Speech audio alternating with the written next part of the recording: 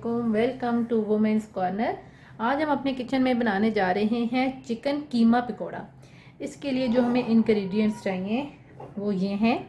सबसे पहले जो है मैंने आधा किलो चिकन कीमा लिया है और साथ इसमें मैं हाफ जो है ना खाने का चम्मच इस्तेमाल करूँगी नमक, आधा खाने का चम्मच अभी हम इस्तेमाल करेंगे काली मिर्च पाउडर।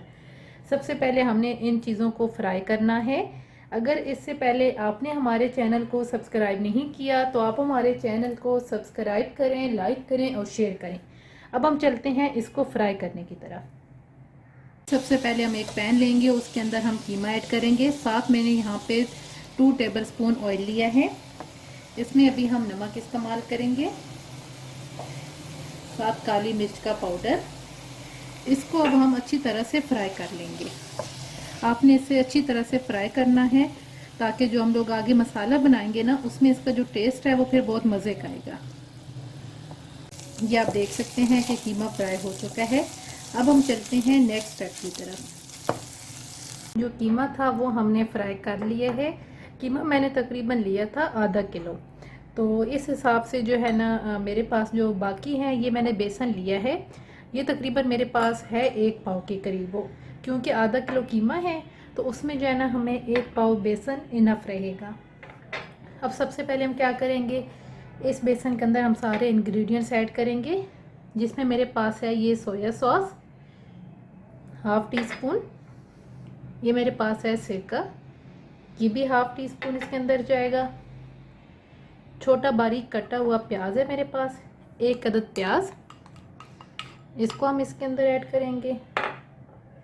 बाकी मेरे पास है कीमा जो हमने पहले फ्राई किया था, इसको हम ऐड करेंगे। लाल मिर्च पाउडर 1 खाने का चम्मच, आप अपने टेस्ट के मुताबिक कम या ज़्यादा कर सकते हैं। आधा खाने का चम्मच नमक इस्तेमाल होगा। और ये मेरे पास है कुटा हुआ धनिया, ये भी तकरीबन 1 जो है ना खाने का चम्मच है। और 3 अदद मैंने मिर्चें ली थी, इनको मैंने बारीक काट लिया है। अब हम इसमें थोड़ा थोड़ा पानी ऐड करेंगे और इसको हम अच्छी तरह से मिक्स कर लेंगे।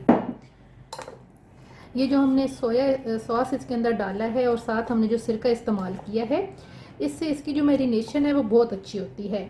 अब हम इसको अच्छी तरह से मिक्स करेंगे। इसको अच्छी तरह से हमने मिक्स कर लिया है। अब हम इसे आधे घंटे के लिए छोड़ देंगे ताकि अच्छी तरह से मैरिनेट हो जाए।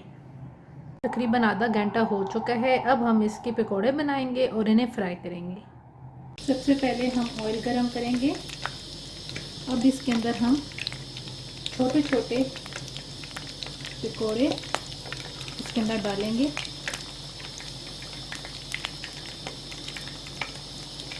आपने फ्लेम जो है वो थोड़ी सी लो ही रखनी है, बहुत हाई आपने नहीं रखनी, ताकि जो पकोड़े हैं वो अंदर से सही पक जाएं।